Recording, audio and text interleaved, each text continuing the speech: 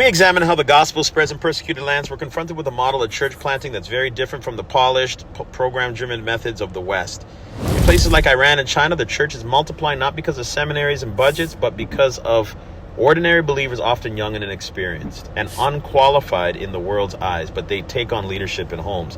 In Iran, believers gather in apartments with no more than a handful of disciples, and leadership falls not to the seasoned pastors with degrees, but to the first person who has the courage to open a Bible and invite others. Many of these leaders are youth and new converts who simply say yes to Jesus. In some cases, an Iranian can be baptized today and within a few weeks start hosting a church fellowship and become the pastor of the small group. The speed is not reckless, it's of necessity born out of persecution.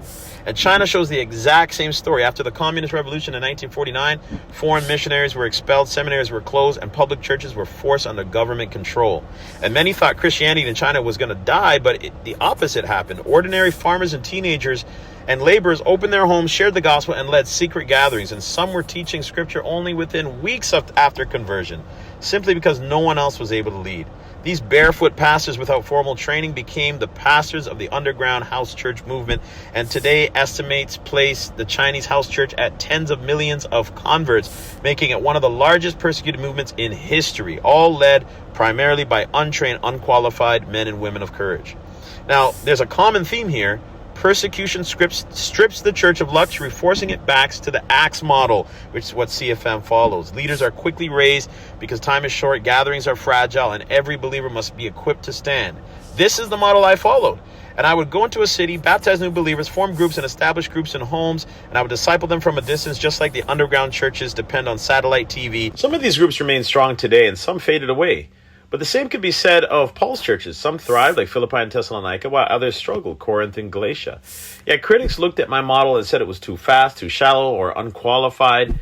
They mocked the fact that discipleship often happened online rather than face-to-face. And the irony is that while they criticized, I was producing fruit, but they produced none. They demanded perfection, but labored for nothing.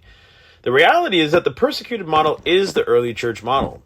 Paul did not spend decades in each city building institutions. Acts 14 says they ordained them elders in every church. They prayed with fasting, then commended them unto the Lord. And that means that just in months, Paul entrusted new believers with leadership and moved on. Titus chapter 1 gives us another glimpse of what happened. It says, "For this cause I left you in Crete, that you should set in order the things that are lacking and ordain elders in every city, as I appointed you." Titus chapter 1. Now, if Titus had to set in order the things that were lacking, then for a season, many of these churches operated with no elders at all. The churches still gathered, worshiped, and multiplied under the Spirit's guidance even before recognized elders were appointed. Paul's churches, like Thessalonica, Paul was only there for a few weeks, Acts chapter 17 and 2. He left behind a small church that had no elders, but they immediately became examples to all of them that believe in Macedonia and Achaia, 1 Thessalonians 1 and 7. Corinth, Paul stayed 18 months, but even after he left, the church was disorderly, full of divisions, immorality, and chaos, yet Paul still called them the church of God, 1 Corinthians 1 and 2. Crete, Paul left Titus specifically to appoint elders. Churches had already been planted and were functioning before former leaders were installed. Galatia, Paul quickly moved on after planting churches and only later returned to strengthen them and appoint elders, Acts chapter 14. The pattern's clear. Churches in the New Testament often existed for months, even years before there were elders. These churches were not invalid. They were living churches sustained by the Spirit and the Word. This persecution model is not only biblical, it's been confirmed by missionaries across history who saw movements multiply when leaders were released quickly. George Patterson, missionary in Central America, said, "Obedience is better than knowledge.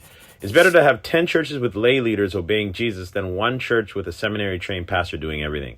Ying Kai, missionary trainer behind the T4T, Training for Trainers movement in Asia, said, "Don't hold back new believers from leading. If they can share their testimony, they can plant a church." In China, Kai saw men and women become pastors within weeks of baptism because the Spirit made them bold witnesses. Victor John, leader of Bhojpuri movement in India, said, "The person who opens his house and brings his friends is the pastor of the church." Watchman Nee said, and he's the leader of the Chinese house church movement, said, "The church is a home, not an organization. Any brother or sister who is faithful can shepherd others." China provides perhaps the clearest example of fruit. With no seminaries, no denominations, just heavy persecution, an underground church has grown into one of the greatest missionary sending forces in the world. In many cases, believers became pastors almost immediately, gathering their households, leading worship, discipling others while still learning the basics. The Back to Jerusalem movement, birthed in China, the Chinese house church movement, envisioned sending thousands of missionaries westward to the hardest places of earth. None of them came through polished programs. It came through ordinary believers who obeyed the Spirit. The persecution model may look too fast to Western critics, but it's how the gospel thrives under fire. Critics who demand polish forget the church was never meant to be saved or perfect. It was meant to be living, multiplying, and spirit-driven. The persecuted church proves that simplicity and obedience outweigh bureaucracy and perfectionism. My model is not a failed experiment. It's the consistent persecuted church model that happened in the early church, where missionaries saw explosive growth. The way we do it at CFM is we have the same model as the persecuted church. We go, we plant churches, we baptize, but we bring the strongest leaders of any particular area together, and we form what we call a backbone team. And this is a team that helps facilitate. They're not pastors, they're not elders, they're just lay leaders who facilitate the growth. And as they grow, as time passes, they become qualified to become ordained elders, and we eventually ordain them as they go through our discipleship process, which most of it is online. And so very similar to the persecution model, we raise up leaders, we get them on the streets very fast, and that's why we see the growth. Churches will survive and some churches won't. But the gospel goes forward and disciples are made, and I testify that it works. People get saved. It is not perfect. Sometimes pride gets in the way. Sometimes some of the leaders, divide people.